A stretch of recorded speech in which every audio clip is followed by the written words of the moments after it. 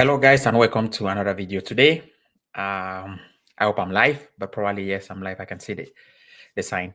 So today we're going to be talking about how do agents get paid. We often hear, okay, this agent earns crazy money, this agent doesn't earn much, this agent is a super agent. But the thing is, how do they get paid and what do they do that they earn that lot of money? So we're going to look into how agents work and how they get paid. So I think most people dream to be agents, but one thing that I've also noticed that most people don't know how agents actually get paid or they get their money. Most people always often think like, when they sign a player, the money, when they sign a player, a representative contract with the player, the money comes into their account. But no, from today, I'm going to let you guys know how agents get paid. So just stay tuned and listen to what I have to tell you. So normally, have you ever wondered how football agents also make their money? That's the first question I would like to ask also the audience. They get paid, how they make their money. So let's look into it also. So first, the main ways agents get paid. Do you know of commissioning? If you've heard of the word commissioning, I'm going to break it down to you guys so that you guys also see. So let's take, or you guys listen. So agents take, of course, percentage of players' salary when negotiating contracts. That's a commission. When negotiating contract, they take a percentage of the player's salary. Let's take, for example, what I mean by that is, so once the first thing an agent does is when an agent spot a good player, he signs signs that player to an agreement with the player. Maximum that agreement can be like 2 years. And then the next thing is you have to represent that player if a club comes to buy the player. So that's when that club signs the player, that's when you get the money. That's just the basic thing. But I'm going to explain how the money works thing, because I know most people, they don't know details about this. So as I said, agent take a percentage of the player's salary when negotiating contract. So let's give an example. So let's say a young player signs his first professional contract worth 1 million per year. This is per year. And let's just give an example. If his agent takes 5% commission, let's say the commissioning is at 5%. Oh, so let me break this down. The 5% comes from, I'm just giving an example, comes from when the FIFA rules and regulation is, actually I'll give is 3%. An agent, when signing with an agent, the agent always has this on the representative agreement that he will take 3% of your salary, something like that, payment. So that is where that 3%, when your salary comes, you have to give him a commission of that. So this is where it comes. So let's give an example. If an agent, if the agent takes 3%, and you're earning 1 million a year. So normally that agent is going to take like 30,000 a year from your salary. So you see, so you calculate, this is how it goes. So you are going to pay that agent 30,000 a year because you are the one to pay your agent. So, but of course, the bigger contract, the more the contract is big, the more the player earns high. So let's look at a real life example. When Pogba moved from Juventus to Manchester United in 2016, the agent Mino Raiola reportedly earned around 25 million from the deal because of his role in negotiating the contract. But this deal was different then. It's because of also this deal that FIFA also decided to look into the constitution, because Mino Raiola, as much as he was Pogba's agent, but he was also representing Juventus. So there, the percent, it could be like he's taking like, it's having like, by then the agent fee was like, commissioning was like 5%. So it could be very huge. That's why he had to earn a lot of money from this deal. So let's look at the next stage. Okay, transfer fees and negotiations. That we have spoken about commissioning. I hope everyone understood that. Let's look at transfer fees and negotiations. So agents earn money from transfers by taking a cut of the transfer fee or being paid by the club. So I give an example for this. Let's say a player transfer from Chelsea to Arsenal for 50 million. The agent negotiates that deal and takes 5% cut of the transfer fee. So I hope people understood trying to understand what I'm saying here. So if someone is moving from Chelsea to Arsenal and the deal is for like 50 million, the agent negotiating that deal can have an agreement with the club that if this deal go through, I'll get the certain percentage. This is how also agent get paid. So let's give a real life example on this. When Haaland was moving from Dortmund to Manchester City, his agent Rafael Pimenta, sorry, reportedly earned millions from this deal because of the negotiation and the contract agreement. So this is also another way that agents earn money. So another way agents earn money are on sponsorships and endorsement deals. So agents help players secure sponsorship deals and take commissions from deals. So let's give an example. A player signs a 10 million sponsorship deal with Nike for 5 years. Let's give an example.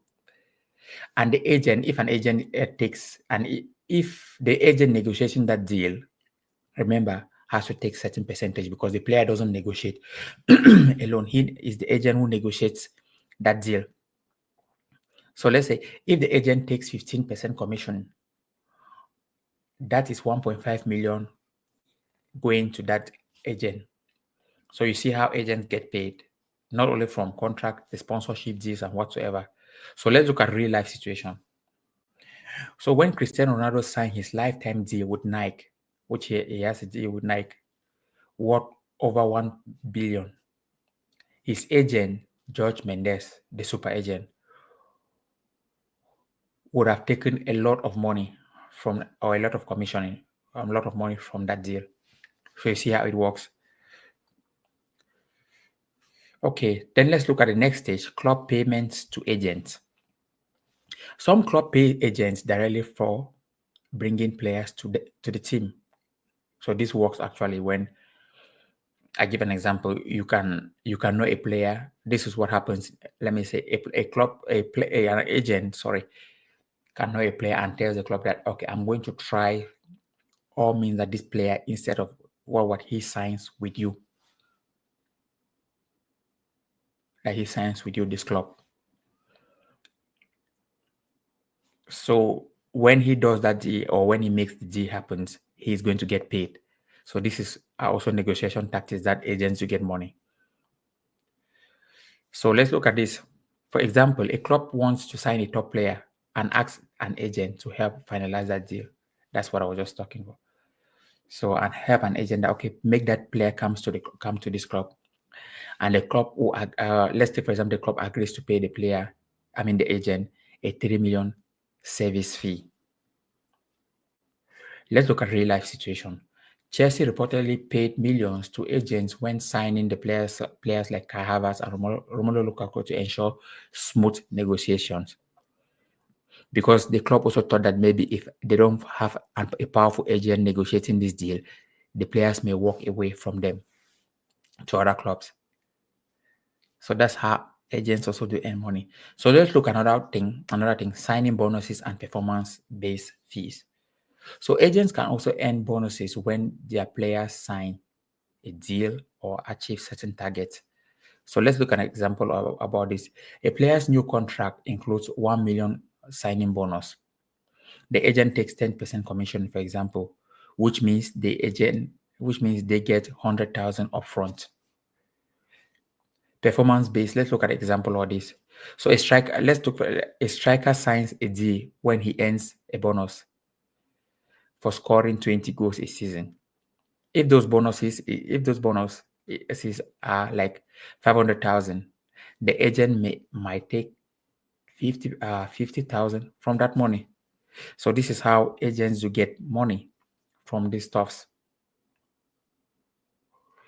So real life example, let's look at it real life. Lionel Messi signed for Paris Saint-Germain. There was reports suggesting that his deal included performance-based bonuses and sponsorship commissions, which also benefited his agent. So you see how it goes, because no player signs any contract. The thing is, no player signs any contract without an agent. So when you have an agent representing you, the agent is doing all this for you. So which means if you sign this deal, it's the agent who must who must have made you sign this deal. If you sign with Adidas, it means it's the agent who has helped you facilitate that deal. If you sign with whatsoever thing you're signing, the agent is the one helping you facilitating that deal. There's nothing like, let's take for example that, okay, you have that you have signed this contract. You say, okay, but you will not sign with an agent. You sign this so that you can get all the percentages or whatsoever. Of course, this can happen certain on certain situation that the agent, because I'm trying to look for a scenario here to really make it you understand it. Okay, of course, this can happen in certain situation that the agent doesn't have right to. Let's take for example, sign those things except you agree with him, like service fees. Because I mean, like service, because to be an agent, there are certain things you represent, but it's not everything that you can represent from a player. It's only when you negotiate with that player that the player accepts you to sign with them. But anyway, let's move on. So controversies and regulations. So because of all these things, controversies and regulations, FIFA introduced new regulations to cap agent commissions. New regulation to cap agent commission. Why? Because of the deals like the Pogba's deal and Mino Raiola, which he earned very huge amount, the deal from Juventus to Manchester United. For him, for an agent representing Juventus in that deal and also representing Pogba in that deal. So you could see that there was already a thing of personal interest there. So what agents don't, what FIFA don't want is agent negotiating things and having personal interest. So because they say the first thing that an agent has to look for is the well-being of the player, look after the player. So that is why FIFA came into trying to regulate the industry of the agency. Instead of 5% commissioning, to bring it agents earning 3% commission.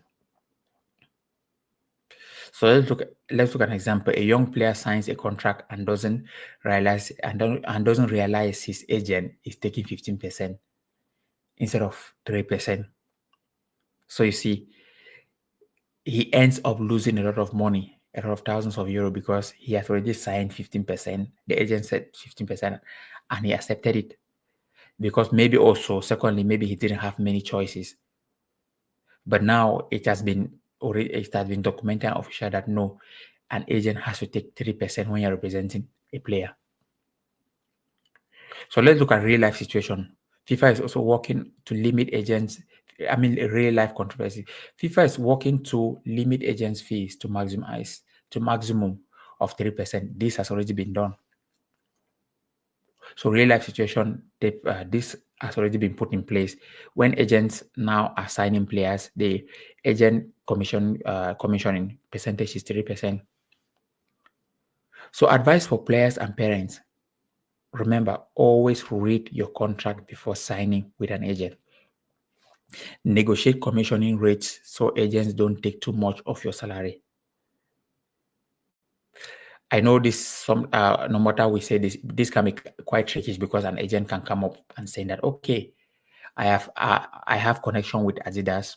I'll make you sign a deal with Adidas worth 2 million, and I'll be taking 15% of that deal. But if you don't, we don't sign with Adidas. So the player will be thinking like, why would I sit? If I sit, I'll have nothing rather than sign and have something, although he'll take a huge percentage.